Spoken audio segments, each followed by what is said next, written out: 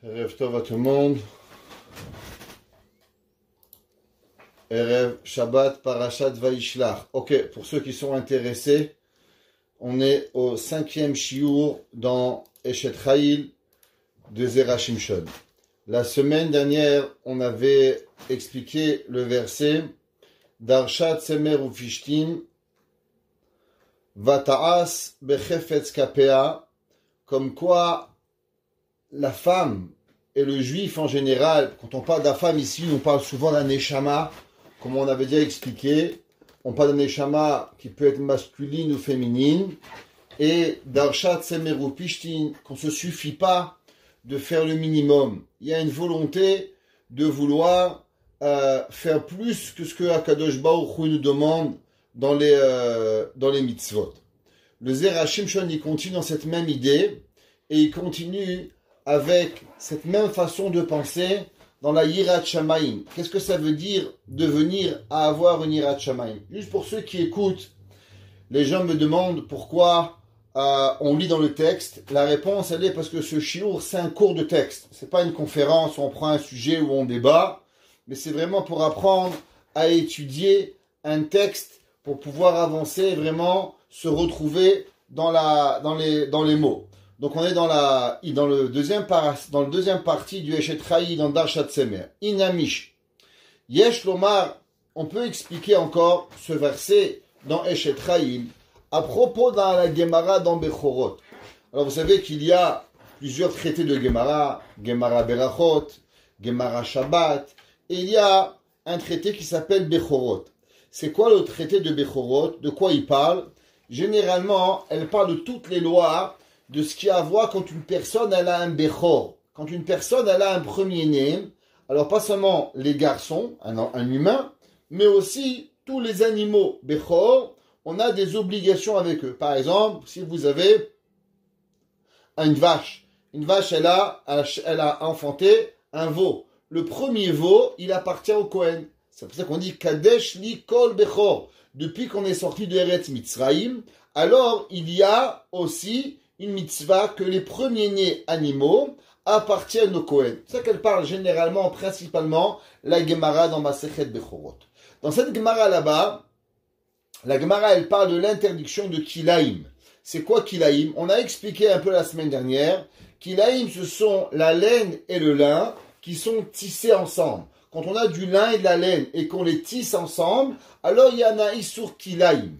Maintenant, comme dans toute la Torah, elle va définir qu'est-ce que c'est la laine. D'où elle provient la laine? Est-ce que la laine, elle provient de n'importe quelle laine, c'est assour? Ou bien seulement une catégorie, principalement, que la Torah, elle a interdit la laine? La Gemara dans Masechet Bechorot, elle dit comme ça. De Rachel bat Ez, en lokim al samara mishum kilaim. Alors, juste pour comprendre de quoi on parle. La laine peut provenir de plusieurs animaux. Elle provient généralement d'une brebis. Qu'une brebis, normalement, sa mère, elle est brebis, et son père, il est aussi brebis, il est aussi un mouton. Seulement, il y a deux espèces qui peuvent se mélanger. Par exemple, les chevreaux, les chèvres et les moutons, ce sont deux espèces qui peuvent se mélanger. Par exemple, un papa chevreau avec un papa chèvre, avec une maman, une femelle mouton, ensemble peuvent avoir un enfant. Ou bien l'inverse, par exemple, si on a une chèvre, on a un mouton avec une femelle chèvre, et ils ont un enfant, cet enfant, il va être aussi appelé, entre guillemets, mouton, mais ce mouton, il a de la laine. Maintenant, vu que son père et sa mère ne sont pas des moutons, il y a un des deux qui provient des chèvres. Est-ce que ce mouton qui a un ascendant qui provient de chèvre, est-ce que sa laine est interdite de kilaïm, est interdite de shatnez? La Gemara, elle dit, Rachel,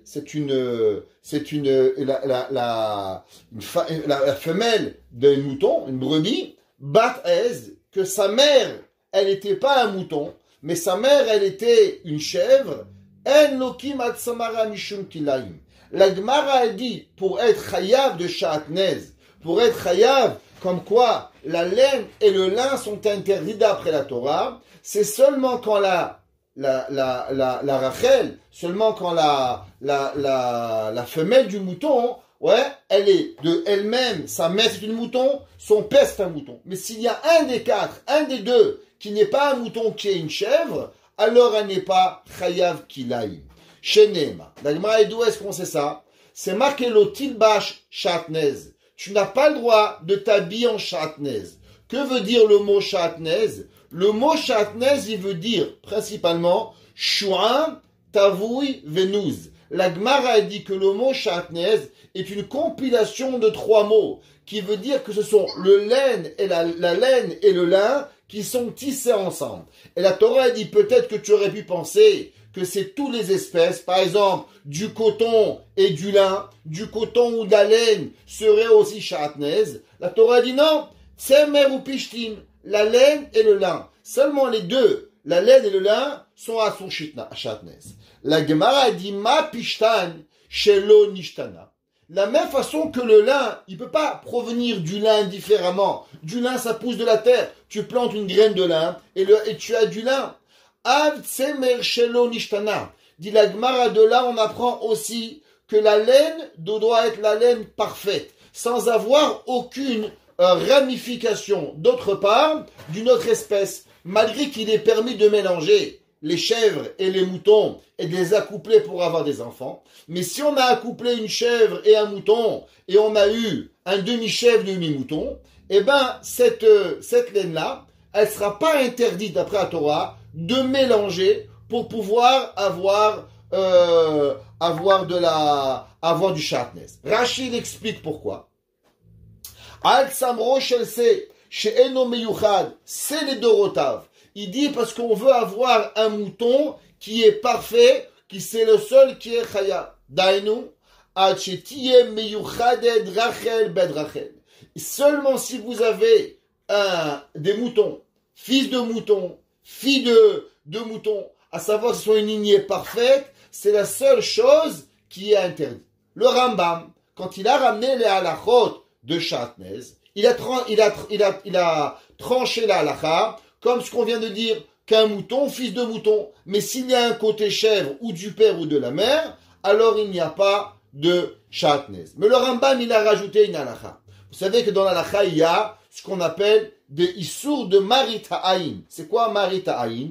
Par exemple, l'halakha, quelques halakhot de marit ha'ayin, on va voir. Une des halakhot de marit ha'ayin, avons-nous le droit de boire du lait d'amande avec de la viande? Imaginez-vous, vous faites un poulet, de lait, un morceau de viande avec du lait d'amande. Là, l'halakha, c'est interdit, à moins que vous mettez des amandes dans la viande, ou bien que vous mettez des amandes dans le lait, que les gens vont comprendre comme quoi on a cuit la viande avec du lait d'amande. Pareil, avant qu'il soit très connu, le lait, le faux lait, le lait de soja par exemple, avons-nous le droit de boire du lait à café au lait avec du lait de soja après la viande? Exemple, moi quand je suis venu en Amérique, il y a 30 ans, j'étais chez des religieux, ils m'ont servi à manger, servi à boire, un rabbin, une barbe. À la fin, ils m'ont dit, tu veux un café? J'ai dit oui. En Amérique, un café égale café au lait. Moi, il m'amène un café, il est blanc. Je deviens blanc comme le café. Pire que le café est encore marron clair. Moi, je suis devenu blanc. Je les regarde, je comprends pas qu'est-ce qui arrive. J'arrive plus à manger, j'arrive plus à respirer. En sortant, je demande à ma chavouta, je dis, mais où on a mangé? Des gens, ils mangent bassar bechalav. Ils nous servent de la viande. 2 secondes après, ils nous servent du chalavi. Qu'est-ce qui arrive? Et elle me dit, mais t'as pas compris, c'est pas du lait, c'est de la crème soja. Alors en France, c'est pas très connu, la crème soja. En Amérique, les petites crèmes, c'est très connu. On n'a pas besoin de mettre la crème soja comme quoi c'est. Mais dans un pays où on connaît pas, si on va servir à quelqu'un, par exemple, de la crème soja après de la viande, on doit lui amener la petite boîte. Pourquoi? Pour s'assurer que les gens, ils comprennent qu'on boit pas du lait après la viande. Pareil, le Shulchan Aruch, il écrit.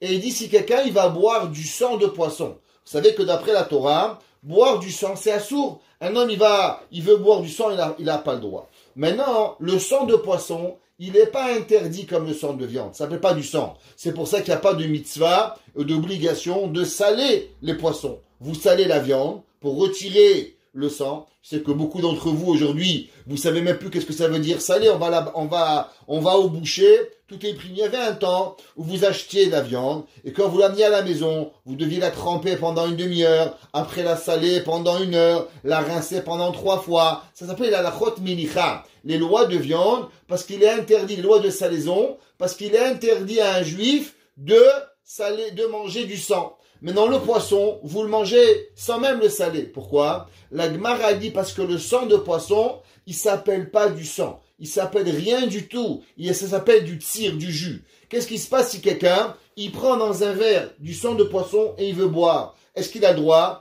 La Gemara dit on n'a pas le droit. Pourquoi on n'a pas le droit? Marit ha'ain. Quelqu'un, il va te voir et il va dire, ah, j'ai vu le rabbin, il a bu du sang. Ah, il ne va pas dire du sang de poisson. Il va dire qu'il va boire du sang normal. Alors après, il va faire une interdiction. La seule et unique façon qui nous est permis de boire du sang de poisson, c'est si on met dans le poisson quelques écailles, que les gens, ils vont voir comme quoi on n'a pas le droit. On n'a pas bu du sang de viande, mais on a bu du sang de poisson.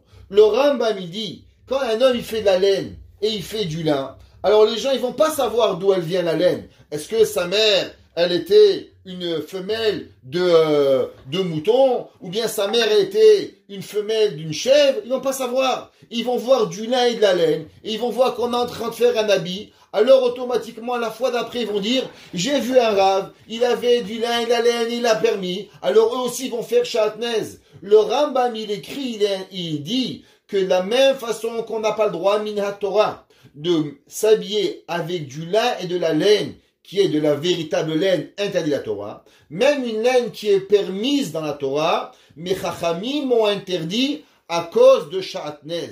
Aval hasur midivrehem mipne marit ha'ain. Le Rambam, il a dit que cette halakha-là, elle est interdite à cause de marit ha'ain. On n'a pas le droit de le faire pour ne pas transgresser les interdits des Rabbanan. Que veut dire Darshat Semer ou Pishtim? Il dit le Zera Shimshon. Qu'est-ce que ça veut nous apprendre, ce passou qu'on apprend Darshat Semer ou Pishtim, Vataz Bechefetz Kapea. Vehaisha Azot, c'est qui cette femme? On parle de la femme vertu, la femme qui a une grande vertu, Eshet Chaim, la femme par excellence. Afalpi Sheasa Adrash Shel Semer ou Pishtim. Même que elle a fait. C'est quoi Darsha Tsemer ou Pishtim? Que veut dire le mot Darsha? Vous savez, on a déjà appris qu'il y a 4 façons d'apprendre la Torah. La Torah, elle s'apprend généralement de 4 façons. Ce qu'on appelle le Pardes. C'est quoi le Pardes?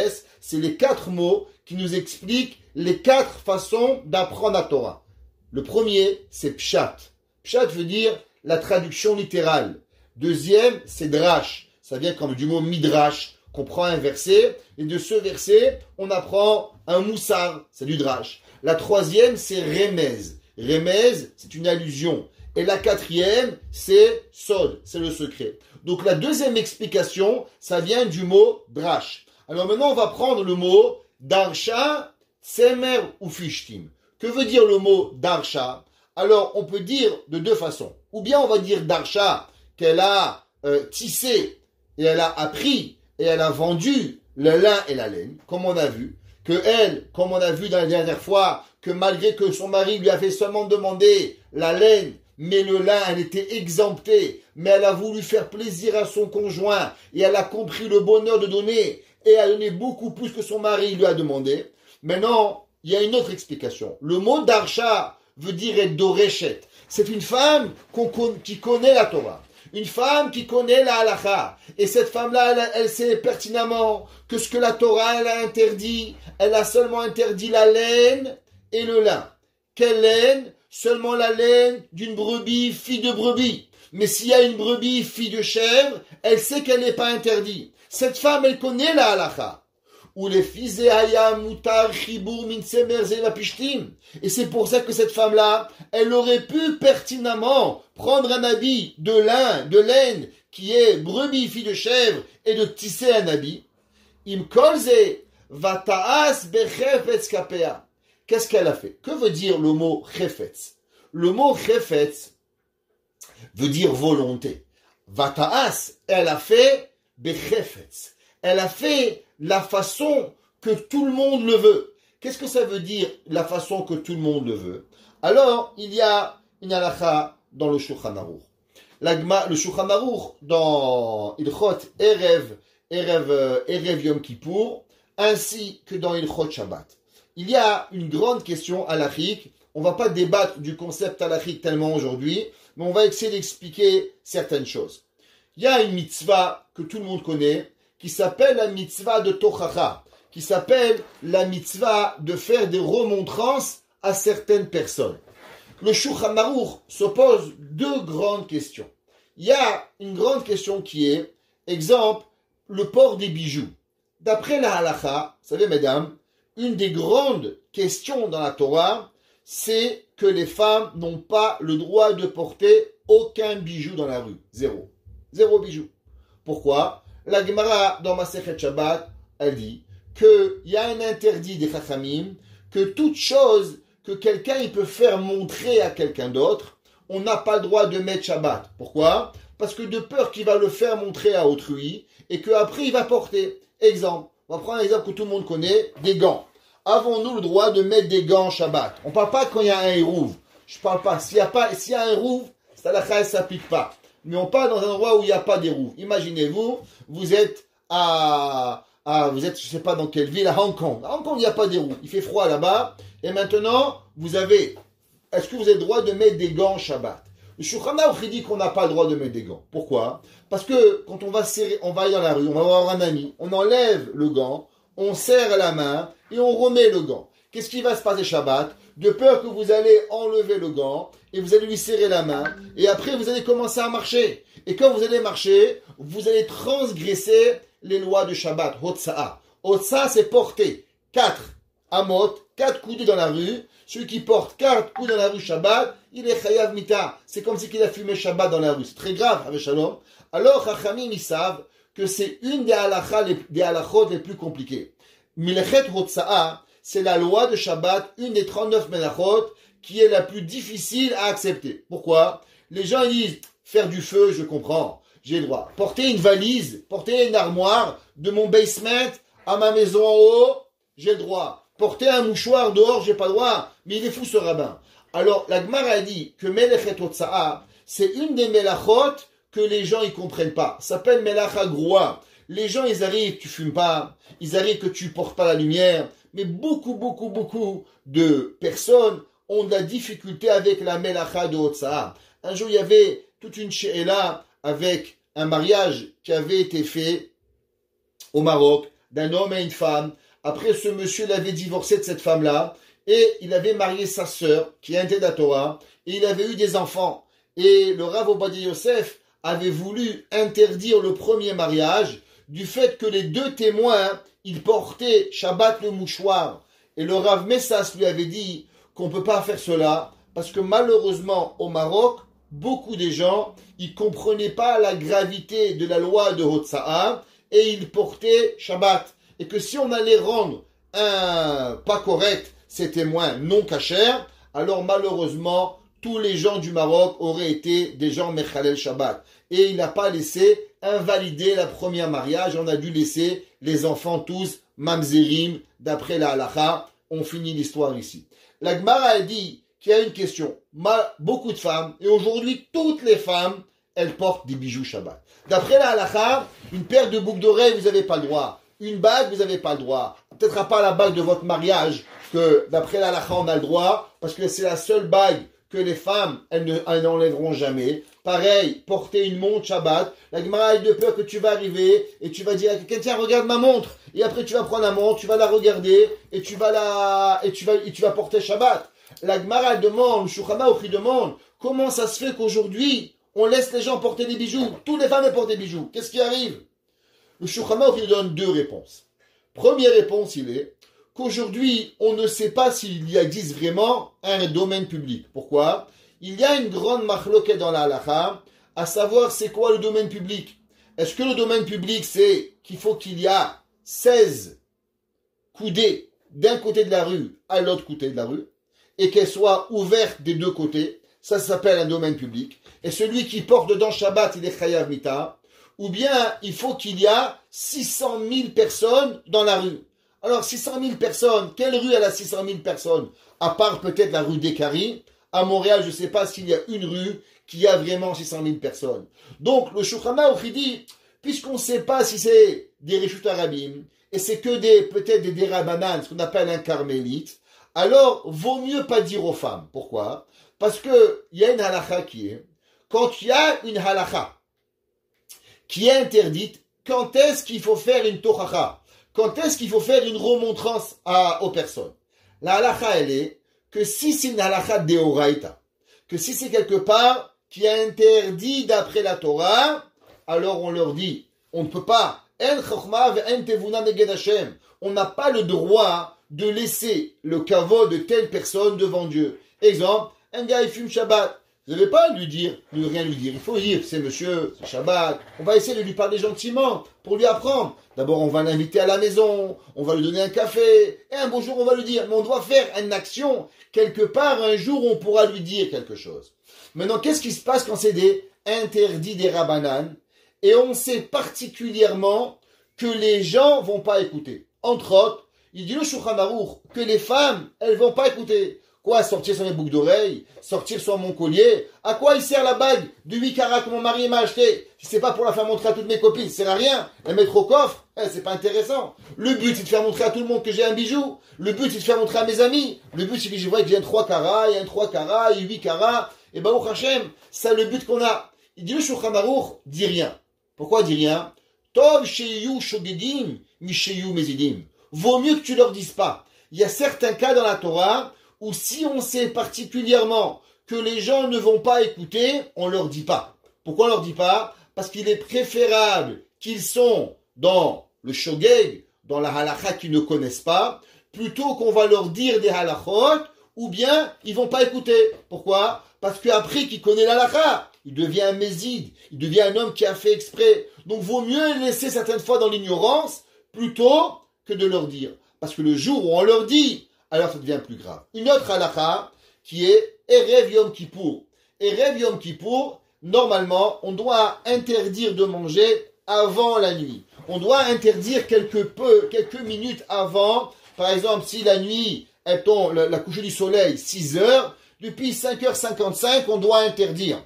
Le Shulchan Aruch, il ramène qu'à l'époque, ce qu'on appelle Tosefet Yom Kippourim, les femmes, et il y avait beaucoup de personnes qui n'écoutaient pas et qui mangeaient jusqu'à la dernière minute, ils mangeaient. Alors la question était, est-ce qu'on doit leur dire aux femmes, c'est interdit rabbinique? Il dit le Shulchan Aruch, non, vaut mieux pas leur dire. Pourquoi vaut mieux pas leur dire? Parce que de toute façon, les gens ils comprennent pas. Il fait encore jour, pourquoi j'ai pas le droit de manger? Donc il y a certains cas où la halakha, elle permet au Rav, elle permet à la halakha de rien dire. Pourquoi de rien dire? Tov sheyu shogegin, mi sheyu mezidin. Vaut mieux qu'ils sont des gens qui ne connaissent pas la halakha et qui vont transgresser par ignorance plutôt que de transgresser par connaissance. Parce qu'après ça devient grave. Alors il dit le Zera Shimshon, de qui on parle cette femme? On parle de cette femme qui est Darsha. Elle a été Doreshet. Elle connaît la halakha qu'il est interdit seulement midé rabanan de pas mélanger le lin et la laine. Et la laine qui provient de la brebis, que sa mère elle est une chèvre et que sa mère elle n'est pas une brebis comme elle. Eh ben elle, shelo yebo shum isur aflu midé rabanan. Elle ne va pas se dire bon la Torah c'est interdit, je fais pas. Les chachamim c'est permis, c'est pas grave. Haz v'shalom. Darsha, elle a été doreshet. Elle a compris que la halakha, tsemer ou pishtin, ce lin et cette laine, ils sont seulement assommés des rabbanan. Et alors, est-ce que maintenant, elle veut dire, c'est que les rabbins qui ont interdit? Ou bien l'inverse, même que c'est que les chachamim, elle va faire attention à la chod des chachamim. Alors, vata'as, behefetz kapea. Elle va faire avec la volonté de faire que tout le monde y va être fier de elle. Afalpi she'ar anashim. Malgré que les gens ne sont pas tous aussi assidus dans la halakha et ne font pas aussi attention comme elle, beaucoup de gens ils disent le rabbin, faut pas devenir un extrémiste. Bon, les chachamim ils ont interdit, ça va, c'est pas si grave. C'est qui une Eshet Chayil? Il dit les Zerachim, je suis un Eshet Chayil. C'est une femme qui met autant d'importance dans le Issour de la Torah que dans le Issour des Rabbanan. Et là, je vais vous raconter une histoire d'un monsieur que j'ai rencontré, qui habite à Montréal, où, Baruch Hashem, il a plus de 90 ans. Et il a un gendre Talmid Chacham, un fils Talmid Chacham, Rosh Kolel, Rosh Yeshiva. Et un jour, il m'a raconté un Maaseh She'aya Kachaya. Il habitait au Nouveau-Brunswick. Il habitait pas, quand ils sont arrivés, il y a 80 ans. Lui, il est né au Nouveau-Brunswick avec ses parents. Donc ses parents sont arrivés il y a environ 120 ans. Ils sont arrivés au Canada. Et quand ils sont arrivés au Nouveau-Brunswick, il y avait là-bas quelques familles. Et bien sûr, c'était pas comme maintenant, il n'y avait pas de boucherie cachée, il n'y avait rien du tout. Alors, ils venaient un peu à Montréal, quelques fois par année, et ils venaient en train, il y a environ 80 ans, en train à Montréal, ils achetaient un peu de viande, de bœuf. Mais le poulet, il y avait un chochet. Il y avait un chochet qui passait de maison en maison, et tous les jeudis, il venait, il avait d'ailleurs une charrette, et dans sa charrette, il avait des poulets vivants. Et quand vous passiez, vous demandez, je veux 3 poulets, il faut acheter 3 poulets, je veux 5 poulets. Et si vous aviez un mariage la semaine d'après, où vous avez des invités, alors vous lui commandiez, la semaine prochaine, je veux 10 poulets. Et vous avez le nombre de poulets que vous voulez, et il faisait shirita, et il vous donnait les poulets. Et les mamans, elles déplumaient les poulets à la main, elles faisaient la mélicha. Ce vieux chochet, un jour, il a vieilli, et il a donné le travail à un autre chochet. Cette madame, elle a vu ce nouveau chochet-là qui arrivait, il lui a pas tellement plu. Alors, et quand il est arrivé, elle dit, je veux te voir faire la shechita. Le chochet, il lui a dit, quand je décapite un poulet, j'ai pas besoin que tu m'observes. La madame, elle lui a dit, voilà l'argent des poulets, monsieur, ne venez plus chez moi. Pendant des années, ils n'ont plus jamais mangé de poulet. Et ce monsieur, il m'a raconté que sa maman, elle lui a dit, quand elle a écouté qu'un monsieur, il lui dise, je décapite un poulet. Elle dit, chez nous, on ne décapite pas les poulets. Chez nous, on fait une shechita. Une shechita, ça a des halachot. Comment on coupe, comment on fait. Du façon comment ce monsieur, il a parlé, alors automatiquement, j'ai plus voulu sa shechita. Alors le fils, il lui a demandé, maman, d'où tu avais appris cette hirat shamaïm? Il lui a dit, quand j'étais jeune, j'avais écouté une halacha que mon père m'avait dit en Europe, à l'époque en Pologne. La Gemara a dit qu'il y avait à l'époque une façon de vérifier le couteau. On vérifiait le couteau sur la langue.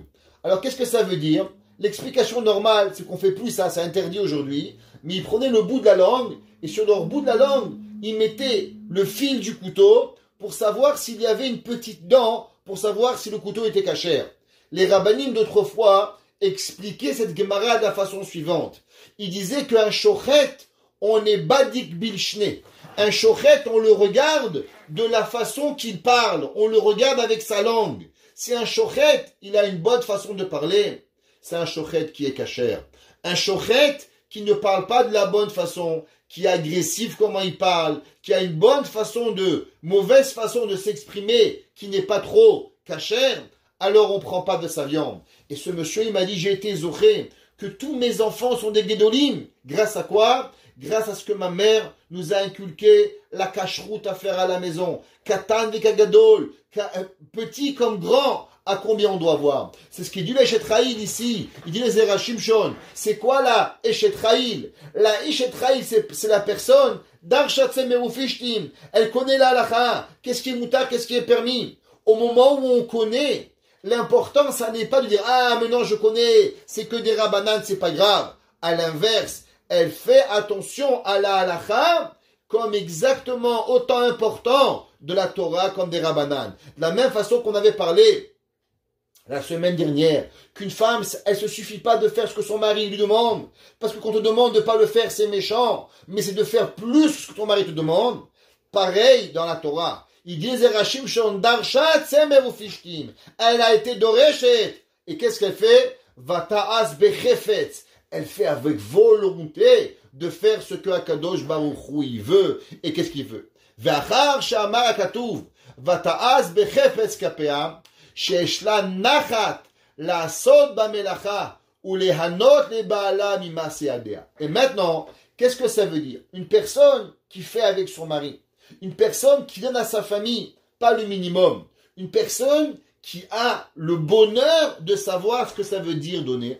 Alors, vata'az bechefetz kapea. Qu'est-ce que ça veut dire kapea? Il y a des gens, ils n'ont pas compris c'est quoi le bonheur. Exemple, on va prendre un exemple que nous allons comprendre. Il y a des gens qui vont en voyage. Il y a des gens que le voyage, quand ils commencent quand ils sont à l'hôtel. Par exemple, ils vont aller à Montréal, ils vont aller à Miami. Quand est-ce qu'ils commencent les vacances? Les vacances, ils commencent quand ils sont arrivés à l'hôtel 5 étoiles, qu'ils sont sur la terrasse en train de bronzer, c'est là que ça commence les vacances. Bon, c'est bien. Il y en a d'autres que ça, même ça, ils ont raté. Ils arrivent là-bas, ils se bagarrent, ils sont chenefs, tout. Mais il y a d'autres personnes qui sont encore plus grands. Il y a des personnes que le bonheur, depuis le moment où on fait la valise, on achète le billet, le moment où on voyage, tout est un kiff. Qu'est-ce que ça veut dire? Vata'az bechefetz kapea. Il y a des gens que le bonheur, c'est que chaque moment de leur vie, ils sont un bonheur. C'est-à-dire, c'est pas juste de faire que son mari a le sourire. C'est pas ça. C'est pas seulement que Akadosh Baruch Hu me donne au Olam Haba le bonheur. Vata'az bechefetz kapea. Ça veut dire que même au moment où elles font le fait de savoir qu'elles font plaisir à leur mari, à leur femme, à leurs enfants, à Kadosh Baruch Hu, même on n'est même pas dans l'Olam Haba, on est encore dans l'Olam Hazé, déjà c'est suffisant pour avoir du bonheur. Même le travail en soi-même, il est honorable. Shesh la nachat, la sod bamelacha, ou les henot les baala mimase yadea, et d'avoir un bonheur exquis, à savoir même dans ce bas monde. Maintenant, si on a compris cela, on peut comprendre le prochain pasouk. Le prochain pasouk, il écrit dans le pasouk He, ouais, Haïta, parce qu'on a déjà dit, vous vous rappelez, Dalet, Darsha, He, Haïta, c'est par rapport à être He, Haïta, ke aniot socher, mimechak tavilachma. Le pasouk qui dit, elle va être, que Sarah Imenu, elle était comme un marchand, ouais, et de mimechak, des lointains, des pays lointains, tavilachma, elle va apporter, elle va amener son pain. Pour comprendre cette Gemara-là, alors on doit bémettre et prendre une Gemara. La Gemara, elle se trouve dans Gemara dans Masechet Pesachim. La Gemara, elle est dans Daf Nun. La Gemara dans Masechet Pesachim, elle dit la chose suivante. C'est une Gemara très intéressante que pas beaucoup de personnes connaissent, mais la Gemara, elle dit la chose suivante. La Gemara dans ce pérec-là, principalement, elle parle de ce qui est permis et qu'est-ce qui est interdit de faire comme travaux la veille de Pessah le matin. L'après-midi, avant Pessah, et bref, Pessah l'après-midi, il est interdit au travail d'après tout le monde. Maintenant, le matin, il dépend de certaines coutumes, est-ce qu'on a le droit ou on n'a pas le droit. La Gemara, elle va parler ici de certains travaux, de certaines choses qui amènent la parnassa et d'autres qui amènent pas la parnassa. On va voir la Gemara. La Gemara, vous l'avez pas, même les personnes qui ont Zera Shimshon, vous l'avez ici. Tanura Banan. Ok? Taf, Resh, Tanura Banan. Je vais vous expliquer ce que ça veut dire. Tanura Banan, nos Chachamim, ils ont enseigné. Dans les Baal et Moussar, on dit que veut dire le mot Tanu. Tanu veut dire enseigner. Rabanan veut dire des Chachamim. Traduction, ils ont enseigné les Chachamim. Dans les Baal et Moussar, on dit Tanu, celui qui enseigne, celui qui apprend, alors il devient un Rabbanan, il devient un rabbin. On ne devient pas rabbin sans apprendre. Celui qui apprend pas, il ne peut pas devenir rabbin. La Torah, elle dit Lo ha'aretz chassid, celui qui ne connaît pas, il ne peut pas être un homme pieux. Tanu, tu étudies, Rabbanan, tu veux devenir un rabbin. Il n'existe pas une autre façon de devenir un pieux qu'une personne qui va apprendre. La Gemara dit comme ça. Tanu Rabbanan, amishtaker, bekanim ou bekankanim. Une personne qui va se travailler avec des roseaux ou bekankanim, il ne va jamais trouver de siman bracha. La Gemara dit ici, Tanu Rabbanan, tagre, simta ou magdele be'ema, pardon, juste la Gemara, pardon, ici. Voilà. Tanu Rabbanan. La Gemara dit, Tanu Rabbanan, ametzape lesrar ishto. celui qui attend que le salaire de sa femme pour vivre, ne sautez pas en l'air, mesdames, Verechaim est celui qui a un moulin, Eno roe siman bracha leolam. Il va jamais avoir de la bracha à la maison. Je répète la Gemara. Tanu Rabanan, Ametzape lesrarishto. Une personne qui attend le travail de sa femme, le salaire de sa femme pour vivre, et celui qui a un moulin, il ne voit pas la bracha dans sa vie. La Gemara a dit srarishto. Qu'est-ce que ça veut dire le travail de sa femme? La Gemara a dit metuklata. C'est quoi metuklata? Alors Rashi il écrit ici, pour ceux qui veulent voir, Rashi dit notelet moznaim beyada.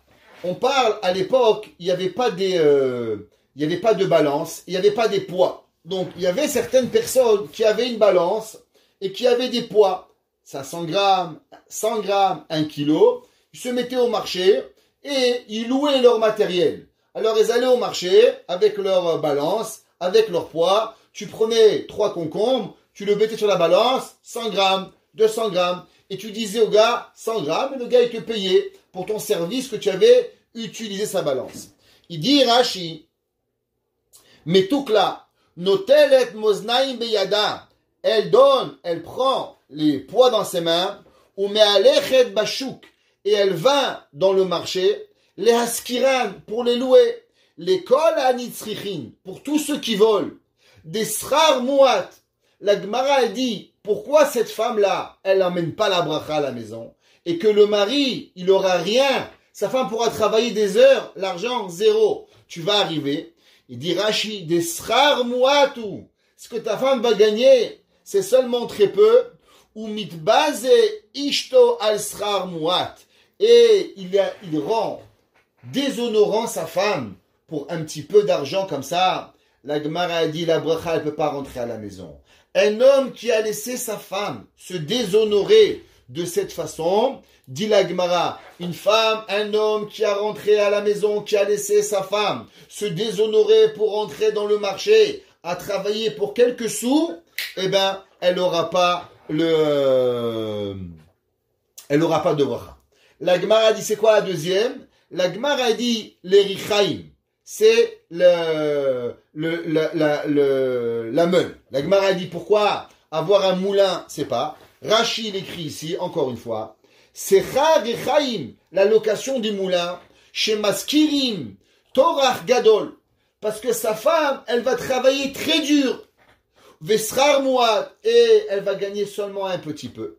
Aval kone rechaim mocha mareu kesha pragmatia. Il dit, Rashi, mais t'achètes un moulin et tu le revends, c'est pas grave. Mais laisser ta femme dans un travail qui est dur et que il va te rapporter peu d'argent, tu vas jamais avoir Rahmana Itzlan, tu vas pas avoir de travail. Aval avda ou mizavna, la Gemara dit, mais si elle travaille et elle va vendre, ishtabuche mishtabachba. La Gemara dit, une femme qui va travailler elle-même, elle va créer quelque chose, et cette femme, elle va aller le revendre dans le marché, elle, la Torah, elle lui amène une bracha. D'où est-ce qu'on sait? La Gemara dit, on apprend du verset dans Eshet Chaim. C'est marqué, Sadin asta vatimkor. Elle va faire des draps, Sadin, ce sont des tentures, Asta, elle a fait, vatimkor, et elle a vendu. Il dit, le Zerachim Shon, c'est quoi cette Gemara? De quoi cette Gemara, elle nous apprend? Et il dit, Ametsapel esrachishto, comme on a vu, elle reçoit pas. Le mari qui fait travailler sa femme durement, en lui donnant un rechaim, en lui donnant des poids dans le marché, et qu'elle va lui amener la parnassa, elle va pas. Pourquoi? À cause qu'on voit que le verset, il a dit, Sadin astavatimko. Un de nos grands maîtres, que vous connaissez tous, qui s'appelle le Maharsha. Qui était le Maharsha? Pour ceux qui se rappellent, Rab Shlomo Eliezer Adlish, celui qui avait aimé sa belle-mère énormément et qui avait pris son nom, qui s'appelait Adel, vous vous rappelez? Le Maharsha, il a écrit un commentaire sur cette Gemara. Et le Maharsha, il écrit et il dit, pourquoi la Gemara, elle a donné cet exemple de la personne qui a les poids. Et il dit, Shebechol ma sheosa ibiyadea umocheret yesh la sheva vesiman bracha. Dans quel travail une femme, elle a la bracha? Toute chose qu'elle fait et qu'elle revend. Aval, bema she'eno ma'aseyadea. Mais si juste elle achète et elle vend, en bo siman bracha. Elle n'a pas de siman bracha. Im ta'ase bo sechora. Il dit le Maharsha, quelque chose d'incroyable. Il dit, il y a combien de familles qui travaillent dur? Le mari travaille, la femme travaille, pas de bracha. Il se demande pourquoi. Il dit le Maharsha, parce que la femme, c'est pas juste on achète, on vend. Il faut que ce qu'elle achète, elle le travaille et le personnalise. Et quand elle le personnalise, elle le revend. Si la femme, elle ne met pas la touche finale à ce qu'elle fait, ça peut pas fonctionner. Faire du business aux femmes, ça marche pas. J'ai pas dit ça fonctionne pas. Il n'y a pas de bracha. Vous pouvez gagner des millions de dollars. Ça, c'est possible. Mais c'est pas le but d'avoir des millions. Le but, c'est véritablement d'avoir de la bracha. La bracha, c'est autre chose. La bracha, il y a des gens qui gagnent 1000 dollars. Ils mangent et ils boivent, ils ont encore. Il y en a, ils gagnent 10 000, 100 000. Ils ont une voiture qui casse, ils ont un frigidaire qui s'arrête. Ça marche pas. Il leur manque quelque chose. La bracha, c'est pas objectif, c'est subjectif. On comprend pas. La bracha, tu la vois pas d'Akadosh Baruch Hu. La bracha, il dit le Maharsha, il faut que la madame qui travaille, elle va personnaliser quelque chose dans la vente. Pas juste acheter et revendre. Il faut de la personnalisation. Vehoil, et il dit, Shiyosa bechefetz kapea.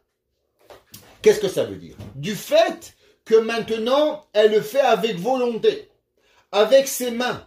Elle va personnaliser ce qu'elle va acheter pour pouvoir avoir, comme à l'époque par exemple, les femmes, elles tissaient les habits. Alors, automatiquement, elle va apporter cette bracha. Ulehavi lachma merachok. Qu'est-ce que ça veut dire? Alors, automatiquement, elle va amener la bracha de loin. Qu'est-ce que ça veut dire qu'elle va pouvoir amener la bracha de loin? La Gemara là-bas, elle dit aussi qu'il y a, on va continuer la Gemara dans ma Sechet Pesachim. Je ne sais pas si vous voyez quand je lis je ramène la Gemara ou vous ne le voyez pas. En tout cas, j'espère que vous le voyez. La Gemara, elle dit ici, Tanura Banan, Arba Purutot, En Bahem Siman Bracha, Leola. La Gemara, elle dit qu'il y a 4 genres d'argent qui n'amènent jamais de bracha. Tu fais du travail, il n'y a pas de bracha. La Gemara a dit, Srar Kotvim, ceux qui écrivent, à l'époque, pas tout le monde savait écrire. Alors il y avait des scribes. Les scribes, ils n'amènent pas d'argent. Vous savez, la Gemara a dit que même les sofrim, ils n'ont pas jamais riches. Mon rêve, il disait toujours, quand vous voyez un sofer qui est riche, de 2 choses. Ou bien il n'est pas sofer, ou bien il n'est pas riche. Choisissez de ce que vous voulez. Mais un sofer riche, il n'y en a pas. La Gemara a dit qu'un sofer, il ne va jamais devenir riche. Toute personne qui est scribe et son travail, il ne va pas devenir riche. Ok? La Gemara a dit, Srar Kodvim, Srar Meturgamanim, ceux qui traduisaient. C'est quoi les Meturgamanim? À l'époque, il y avait le Rav. Le Rav, pas comme maintenant, il doit crier pour qu'on l'écoute. Le Rav, les gens, ils étaient intéressés avec le Rav. Le Rav, il parlait doucement, et il lit le shiur, et il y avait un haut-parleur. C'est quoi un haut-parleur? Un homme qui avait une grosse voix, et que lui, il parlait très fort, et que tout le monde, il écoutait. La dracha du Rav. Quand est-ce que la dracha du Rav, il parlait? Il parlait Shabbat, Yom Tov. Alors, comme la majorité de son argent, il le faisait avec un travail Shabbat, il n'avait pas de bracha. Sachar Yetomim. La Gemara a dit que ceux qui travaillent avec les orphelins, ils n'ont jamais de bracha. La Gemara a dit pourquoi? La Gemara a dit parce que les orphelins, tu leur as volé 1 sou, jamais ils te pardonnent. Alors, jamais il y a de bracha qui peut arriver de leurs mains.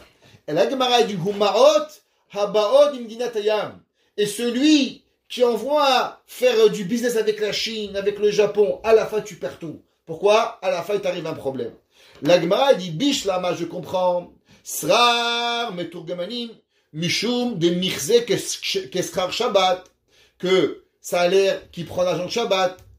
Umaot Etomim, et l'argent des orphelins, je comprends. La Benemichenu, Maot Nutayam. Pourquoi? Mais l'argent qui vient des pays qui vient de Chine, de Japon, pourquoi pas.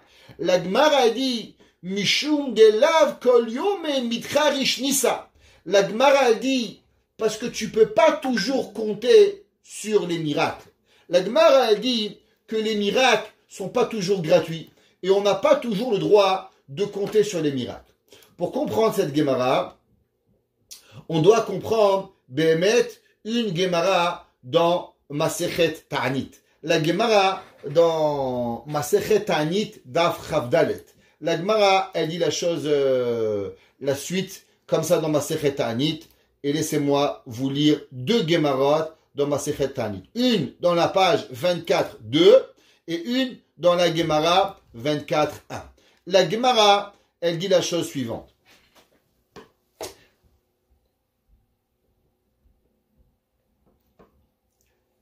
Écoutez cette Gemara. Une Gemara excessivement intéressante. Rav Yehuda, un des grands maîtres du Talmud, il s'appelait, tout le monde connaît, Rabbi Yehuda Hanassi. Rabbi Yehuda Hanassi, il a eu un élève, qui s'appelait Rav. Rav, l'élève principal de Rav Yehuda, il s'appelle Rav Yehuda. Donc on a Rabbi Yehuda Hanassi, Rav, il a un élève, il s'appelle Rav Yehuda. Pas Rabbi, Rav Yehuda. Donc on est troisième génération déjà du Talmud. Donc on est environ en l'an 300, à peu près l'an 300. Pourquoi? Rabbi, il était à l'an 120. Après il y a eu Rav, après il y a eu Rav Yehuda. Donc on est environ l'an 200, dans le troisième siècle à peu près. La Gemara dit Rav Yehuda Haza Hanu Betre. Ici pour ceux qui veulent suivre, on est là où il y a la flèche. Je ne sais pas si vous voyez ou vous ne voyez pas. J'espère que vous voyez. Si vous ne voyez pas, laissez-moi savoir. Je remets la page. Rav Yehuda Haza, dit la Gemara, Rav Yehuda, il a vu Hanu Betre. Il a vu deux personnes. Hanu Betre, Dehavu Kapartse Berifta, qu'ils étaient en train de s'amuser avec du pain. Il y avait deux personnes, ils prenaient du pain, ils se les jetaient. Vous savez qu'une des grandes avérotes, c'est Bizou Khalim, de jamais s'amuser avec du pain. S'amuser avec du pain, c'est interdit. Le pain, même quand on passe dans la rue, si on voit du pain, on se met de côté. On n'a pas le droit de s'amuser avec du pain. La Gemara a dit que Rav Yehuda a vu ces deux personnes qui s'amusaient avec du pain. Amar, il a dit, Shmamina, Ika Sava Ba'olam. Il dit, waouh, si on s'amuse avec du pain, ça veut dire qu'il y a l'abondance dans le monde. J'ai connu un monsieur un jour qui avait un beau-père, multimillionnaire. Il pouvait acheter des voitures à ses enfants, des maisons à ses enfants. Il pouvait faire des mariages, tout ce que vous voulez. Mais il y a une seule chose que vous vouliez le rendre fou. Vous preniez du pain, vous mettez à la poubelle. Un jour, son gendre, il lui a dit, Papy, mais tu dépenses des milliers de dollars dans des bêtises. Qu'est-ce que tu deviens fou avec du pain? Il dit, moi, j'étais à Auschwitz. Une tranche de pain est égale à un jour de vie. On peut dépenser de l'argent, mais on ne dépense pas la vie. La vie, on ne jette pas. Alors, Rav Yehuda, il a vu que ces gens-là, ils s'amusaient avec le pain. Il dit donc, le monde, il est riche. Yahiv en. Il a regardé sévèrement. Il y a une marloquette. Qu'est-ce que ça veut dire, Gemara? Un, il dit qu'il a été très fâché contre le monde. Il a voulu punir le monde entier. Il y en a qui disent que non. Qu'est-ce qu'il a fait? Il a voulu punir sa ville. Mais à ce moment-là, c'était un moment de dîne dans le monde. Et le monde entier, il a été puni. Yahiv evne havakafna. À ce moment-là, le monde est arrivé en problème économique, plus de pluie, et il y a il y a eu une famine qui s'est installée dans le monde, il y a eu une récession à ce moment-là. Les Chachamim, ils ont vu que malheureusement, il n'y avait plus d'eau, il n'y avait plus d'arbres, ça poussait plus, et le problème est devenu, et ils ont compris que s'il y a eu un problème, d'où ça venait? De chez Rav Yehuda. Donc, ils ont voulu que Rav Yehuda, qui était un homme très pieux, qui sortait très peu de sa maison, qui comprend la détresse des gens du pays de Bavel, en quoi ils étaient. Dit la Gemara, alors, Chachamim, ils ont vu, il venait avec, Amrou les Rabbanan, les Rav Kahana. Ils ont dit, Chachamim, à Rav Kahana, Béré de Rav Nechunia, qui était le fils de Rav Nechunia, Sham'e, qui était le serviteur, l'homme de chambre, le majordome de Rav Yehuda. Ils lui ont dit, Mar, des shriach kame, ni acheté des lifik pitre de samour les chouka. S'il te plaît, il y avait deux portes dans la maison de Rav Yehuda. Une porte qui était par le petite ruelle et une porte qui était par le marché. Et s'il te plaît, quand Rav Yehuda va sortir, fais-le sortir dans la rue du marché. De façon à ce qu'il va voir la détresse mondiale. À combien Rav Yehuda, il était un homme qui va avoir pitié du monde. Alors, Assia, c'est comme ça qu'il a fait. Il n'a pas laissé le rabbin sortir par la ruelle, il a laissé le rabbin sortir par le marché. Venafak les chouka. Et il est sorti dans le marché. Bepitra samouch les chouka. Haza, il a vu Knufia. Il a vu que là-bas, il y avait une famine. Comment il a vu? Amar lehu mayhach. Il a dit mayhach, qu'est-ce que c'est? Amar le akusva de tmare kaime. Des can misdavan. Il a vu qu'il y avait plein de monde qui s'associait, qui se groupait. Il a dit, mais qu'est-ce que vous faites ici? Il a dit, voilà, qu'est-ce qu'on fait? On attend tous qu'il va y avoir une vente d'un seau de dattes. Il n'y a rien à manger.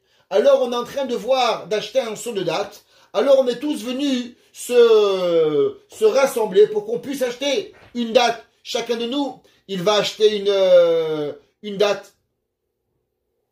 Amar, il a dit, Shmamina, Kanfa be'alma, Kafna be'alma. Si tout le monde, il s'agroupe pour acheter un seau de date, c'est qu'il y a la famine dans le monde. Amar, les Sham'e. Écoutez cette Gemara. Écoutez la grandeur de nos Chachamim. Si ce soir vous rappelez seulement cette histoire, ça vaut la peine. Amar, il lui a dit, les Sham'e. Il a dit à son serviteur, Shlof li mesan'e. À l'époque, pour pouvoir prier, qu'est-ce qu'il faisait? Quand on devait prier pour la pluie, on enlevait les souliers. Alors il avait des souliers avec des lacets. Quand Rav était vieux, il a demandé à son élève, s'il te plaît, enlève-moi les souliers et je vais prier à Kadosh Baruch Hu pour qu'il amène la pluie sur la terre. Shalaf le chad misana. Il a enlevé un seul soulier. À ce moment-là, ve'ata mitra. Dès qu'il a enlevé un soulier, il y avait le ciel était bleu, il y avait la famine, des mois sans manger. Au même moment où on lui a délacé un lacet, les nuages sont venus, la pluie a commencé, la pluie elle s'est arrivée. Pourquoi? Pour pas que Rav, il commence même pas à prier. Le fait qu'il a eu la volonté de prier sur le monde, ça a suffi à Kadosh Baruch Hu de pouvoir avoir à Kadosh Baruch Hu qui fasse le miracle. Alors, il a dit qui mata les mishla facharina. Le serviteur, il a voulu délacer la deuxième chaussure. Ama ata Eliyahu. Tout de suite, il est venu, il est en avis. Va amar le hakadosh baruchu. Il lui a dit, je t'en supplie au nom de Dieu. Ishalaf aharina machimna le alma. Si tu vas enlever la deuxième soulier de Rav Yehuda, il va commencer à pleurer, le monde va se détruire. Juste arrête de prier. Même pas la prière, elle est nécessaire de Rav Yehuda. La peine de Rav Yehuda d'avoir enlevé une chaussure dans la rue, c'est déjà suffisant pour abreuver tout le monde. La Gemara, elle continue, elle dit Ara Amar Rav Mari Bre de Bat Shmuel. Il y avait un Rav, il s'appelait Rav Mari, fils de la fille de Shmuel. Comment elle s'appelait cette fille-là? Elle s'appelait Rachel. Alors, pourquoi on appelle Rav Mari bar Rachel? Et pourquoi on appelle ça Rav Mari bat de Shmuel? Alors, la Gemara elle raconte qu'il y avait une histoire. Il y avait un jour la fille de Shmuel. La fille de Shmuel, qu'est-ce qu'elle a eu? Elle s'est fait prise en captive. Et quand elle s'est fait prise en captive, elle a été violée par un homme qui s'appelait Assir. C'est son nom. Et ce monsieur Assir-là, il a allé avec cette fille de Shmuel, le grand maître du Talmud, imaginez-vous, qu'est-ce qui s'est passé là, Novelo Alechem. Mais ce monsieur-là, quand il a vu la Torah, il s'est converti. Et il s'est marié avec cette femme-là. Donc, ce monsieur Assir, il était le papa de cet enfant. Quand l'enfant, il est né, il était juif. Mais quand il a conçu cet enfant, alors il a conçu sans Torah. Il avait violé cette femme Rachel. Alors, ce Rav Mari, on l'appelait Rav Mari bar Rachel. On l'appelait Rav Mari, fille de Rachel, pour se rappeler que cette femme-là, elle avait été violée, et que malgré cela, elle était restée dans la Torah. Et cet enfant qui est devenu, on aurait pu penser qu'il va devenir un voyou. Eh bien, il n'est pas devenu un voyou. Il était le petit-fils de Shmuel et il va devenir un géant de la Torah. Écoutez qu'est-ce qu'il a dit Rav Mari Barachel. Anahava kamina aguda denhar papa. Il dit, moi, à ce moment-là, j'étais sur les bords du fleuve qui s'appelait Papa. Il y avait un fleuve qui s'appelait Papa. Chazae les malaché. J'ai vu des anges du ciel, des idmou les malché, et qui ressemblaient à des marins. Des kamaite chala, umanu le arve ve'avu kimcha. Et ils prenaient des sacs de sable, ils remplissaient du sable, et les paquets de sable se transformaient en farine. Il y avait la famine dans le monde. Alors eux, les malachim, ils prenaient les sacs de sable, ils les remplissaient, et instantanément, ils se transformaient en farine, et ils ont rempli un bateau pour abreuver et nourrir le monde. Kimcha de Sad, des Smida. Atu, Kule Alma le Mizvan. Tout le monde, il est venu pour acheter la farine. Amar Lehu, il leur a dit à ce moment-là, Rav Yehuda, écoutez Rav Yehuda, le géant de la Torah. Amar Lehu, Meha, Lotis Venun, n'achetez pas cette farine. Pourquoi? Des Maasenissim. Il dit, cette farine, elle provient des miracles. On n'a pas le droit de se servir des miracles. De cette histoire, regardez d'abord les géants de la Torah. Ils voyaient des anges, ils voyaient Eliyahu Hanavi, on leur enlève une chaussure. Mais moi, de cette histoire, je vais vous dire qu'est-ce que j'ai appris le plus. C'est pas des rabbins. Que des rabbins peuvent voir Eliyahu Hanavi, j'ai pas de problème. Que des rabbins, ils peuvent voir des anges, j'ai pas de problème. Mais que des gens affamés, le Rav, il leur dit, n'achète pas à manger, c'est interdit. Mais aujourd'hui, on le lapide, le Rav. Aujourd'hui, on le prend, on le coupe en morceaux. Les gens, ils ont écouté. Il n'y a pas un qui a acheté 1 gramme de farine. La Gemara a dit, les machar, qu'est-ce qui s'est passé? Aïtan arbe dechite. Il est venu un bateau rempli de blé, des Parzina, qui étaient remplis de la ville de Parzina. Il a abreuvé le monde. Qu'est-ce qu'on voit d'ici? On voit qu'il nous est interdit de se servir de quelque chose qui vient d'un miracle. Toute chose qui provient d'un miracle, il est assourd de se servir. On n'a pas le droit de se servir de quoi que ce soit qui provient d'un miracle. Pour continuer, avant qu'on va expliquer aux Zera Shimshon, on va rapporter une autre Gemara. Il y a la Gemara, elle raconte une histoire très intéressante à propos de la Gemara. Elle ramène une autre histoire dans la Gemara à propos d'un grand rave de l'époque qui s'appelait Yehuda Ish Bar Tuta. La Gemara elle dit Ish Elazar Ish Birta. C'était qui Elazar Ish Birta? D'après beaucoup, c'est Rabbi Eliezer Ish Bar Tuta. Mais à l'époque, il n'était même pas encore rave. Il était seulement un homme simple, un homme de Torah et de mitzvot. Qui était Elazar Ish Birta? La Gemara dit comme ça. Kad avu chazale gabet tzedaka. Vous savez, il y a des gens, quand ils voient les rabbins ramasser de la tzedaka, ils se sauvent. Ils n'ouvrent pas la porte, il y a une lumière. Et un gars, chez moi, il m'a dit, il a mis des volets noirs. Je dis pourquoi? Il me dit, parce que comme ça, les pauvres, quand ils viennent, ils croient que c'est noir, que je suis pas là-bas, ils n'ouvrent pas la porte. Il y a des gens, tu les appelles 20 fois pour la tzedaka, ils ne t'appellent pas. Eliezer Ish Bar Tuta, qu'est-ce qu'il faisait? La Gemara dit, quand il sortait dans la rue, il donnait tellement d'argent que les rabbins qui s'occupaient de la tzedaka, ils se sauvaient de lui. Pourquoi? Parce qu'ils savaient que tout ce qu'il avait, il donnait. Imaginez-vous, tellement il donnait d'argent que les chachamim, ils avaient honte de prendre de lui. Alors ils se sauvaient. Alors la Gemara a dit que Elazar Ish Birta, kadhavu chazele gaba et tzedaka, quand les gens nommaient de la tzedaka, parce qu'à l'époque, c'était pas les rabbins qui ramassaient, il y avait des gens qui étaient en charge de la tzedaka pour la ville. Avu tashumine, ils se sauvaient de lui. De kol maïdehava gaba yahivleu. Parce que tout ce qu'il avait, alors il donnait. Yom achad, un jour. Ava salik le shuka, les mizvan nidunya les barte. Un jour, ce Rabbi Elazar Ish Bar Tuta, il avait le mariage de sa fille. Qu'est-ce qu'on fait? On va aux courses. Alors il est parti acheter tout ce qu'il avait besoin pour la dot de sa fille. Les meubles, les lits, à manger, payer le traiteur, le photographe, le vidéoman, la caméraman, tous les man que vous voulez. il avait une somme, il avait des sacs pleins d'argent. Alors, les gens, ils ont su que Rabbi Elazar, Ishbar Tuta, il va aller dehors pour faire le mariage de sa fille. Qu'est-ce qu'ils ont vu? Quand ils l'ont vu, ils se sont sauvés. Ils ont dit, mais non, il va tout nous donner l'argent, alors il va tout nous donner, sa fille, elle n'aura plus rien. Alors, ils se sont sauvés de lui. La Gemara dit, Chazou Gabetz Daka, ils ont vu les Gabetz Daka, Tachumine, se sont courus de lui, ils se sont sauvés. Azal, qu'est-ce qu'il a fait lui? Vous pensez que les rabbins, il s'est suffi, il dit, bah, c'est pas grave, ils sont partis. Hasbe Shalom, il avait une opportunité maintenant. Azal, Verahat Batrayou, il leur a couru derrière. Amaleu, Ashbi'atru, je vous jure au nom de Kadosh Baruch Bemaya Siktu, qu'est-ce que vous avez?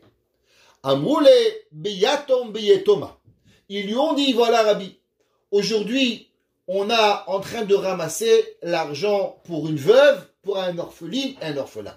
Vous savez qu'il y a un minag magnifique que, Baruch Hashem, beaucoup de gens ils ont, qui est, pour les gens qui sont riches, le jour du mariage de leur enfant, à la place de juste dépenser plus, ils prennent une somme d'argent et ils payent un mariage à un orphelin ou une orpheline, ou à une fille qui n'a pas d'argent. Comme ça, ils ont une simcha qui est complète. J'étais un jour à un mariage magnifique, et le soir du mariage, il y avait des cartons qui disaient « Vous n'aurez seulement du poisson et de la viande, et vous n'aurez pas de grandeur, parce qu'avec le surplus d'argent, nous avons payé ce soir le mariage à un orphelin et une orpheline. » Alors Rabbi Elazar Ishbarta, qu'est-ce qu'il a fait? Il dit quoi? Vous ramassez l'argent pour une yetoma, Amalahen ha'avoda, je jure sur Akadosh Baruch qui écoute les prières du ciel, Shehem Kedem Libeti. Ils sont avant ma fille. Shakal Kol Dava Behadia. Il a pris tout l'argent qu'il avait. Il avait sorti une liasse de billets comme ça en cash. Ouais, tout ce qu'il avait. Il leur a donné. Pashuleu Chadzouza. Imaginez-vous, il leur a demandé combien vous avez besoin. Il dit on avait besoin de 10 999 $. Et lui, il avait pris 11 000 $. Il restait $1. Un zouz. C'est rien un zouz. C'est une petite somme d'argent de rien du tout. La Gemara a dit, qu'est-ce qu'il a fait? Il leur a donné tout l'argent. Il lui restait un sou, une pièce. Zavan, l'échité. Il est allé et il a acheté du blé. Combien? Un petit kilo de blé. Va'asik, shaida, be'achlaba. Et il a mis dans le grenier. Atadbitu. Elle est venue, sa femme, ouais, Amarla, les Barte. Elle demandait à sa fille, Maï aïte avour. Nous, quel meuble? Ton père, il est allé à Cartier, il est allé chez Brix, il est allé chez quel magasin? Où ils sont les meubles? Où ils sont tout ce que ton père, il a acheté pour le manger? Amrala, kolma de aïte. Tout ce qu'il a apporté, be'achlaba. Papa, il a mis tout dans le grenier. Shadite, atiale miftach baba, d'achlaba. Elle a voulu ouvrir la porte du grenier. Chaza akalba de magachite. Elle a vu que le grenier était rempli de blé. Veka nafka betsinora. Et le blé, il sortait par les fenêtres. Le blé, il sortait dans les portes, dans les jointures. Il y avait du blé qui explosait de partout, la Gemara a dit. Des dasha velomiptach. Tellement il y en avait qu'elle pouvait même plus ouvrir la porte du grenier. Le grenier était explosé de blé. En un mot, il a acheté 1 kilo. Akadosh Baruch Hu, il a fait exploser le kilo. Il a rendu des milliers de kilos. Velo miftach baba michite. Azla barte. Sa fille, elle est allée, elle a compris ce qui s'est passé. Elle est allée au Beth Midrash. Azla barte le Beth Midrasha. Où il est le père? Vous croyez que le père, il est en train de jouer aux cacahuètes? Il est parti au marché. Il est parti étudier la Torah. Amrale, elle lui a dit, Boure, ma salecha ahofra. Viens voir ce qui t'a fait, celui qui t'aime, le créateur du ciel. Amarla, il lui a dit, Ha'avoda, je jure sur Dieu, Harehen Hegdesh Alecha, que tu n'as rien le droit de toucher de tout cela. Ve'en echa ba'em, ela ke'achad mi'ani Israël. Tu pourras prendre de là seulement le strict minimum. En un mot, il avait acheté pour 1 kilo, il lui est venu pour $1 million. Il lui a dit à sa fille, tu ne prendras pour ton mariage seulement le minimum comme toutes les filles pauvres du Ham Israël. Pourquoi? Parce que on n'a pas le droit de profiter des miracles, mais on voit quand même qu'on a un certain droit. Dans la première histoire, tout a été interdit. Dans la deuxième histoire, un minimum nous a été permis de pouvoir apprendre. Be'at Hashem, la semaine prochaine, on continuera. Quel est le rapport avec Eshet Chayil, Aïta Kanyot Socher, Mimechat Tavilachma. On continuera, mais juste avant, je vous poserai une question, à savoir s'il nous est interdit d'utiliser les affaires de miracle, alors il y a une grande question de Hanouka, et je vous demanderai d'en discuter avec vos maris et vos enfants durant Shabbat. Cette question a été demandée par le Rabbi Chaim de Brisk, à savoir les Hashmonaïm, les Maccabim, ils ont trouvé une petite fiole d'huile qui suffisait seulement avec, d'après certains, un jour, ou d'après certains, même pas un jour, et ils ont allumé pendant 8 jours. Et quand ils ont rempli la fiole, ils ont rempli l'huile, alors l'huile, la bouteille d'huile, elle s'est re-remplie. La bouteille qui se re-remplit, ça veut dire que la bouteille, elle s'est remplie avec de l'huile de miracle. Nous venons de dire ici dans cette Gemara qu'il nous est interdit d'utiliser quoi que ce soit qui vient de miracle. Alors comment ça se fait que les Hashmonaïm ont utilisé l'huile de miracle pour allumer la Chanoukia quand après ce que nous avons vu de la Gemara, il est formellement interdit. Ce n'est pas dans le Zera Shimshon, c'est juste de quoi vous faire travailler la tête et discuter avec vos maris et vos enfants de façon à ce que nous avons tous, Be'at Hashem, la semaine prochaine, la suite du cours et nous finirons en même temps le cours dans Eshet Chayil de Reuven et Issachar et Zevulun que Madame Yona Kouriat, elle nous demande. On verra que la semaine prochaine, la fin du 6e cours sera la fin aussi de Issachar et Zevulun dans Issachar et Zevulun par rapport à Shira Shirim. Besorot Tovot, Shabbat Shalom.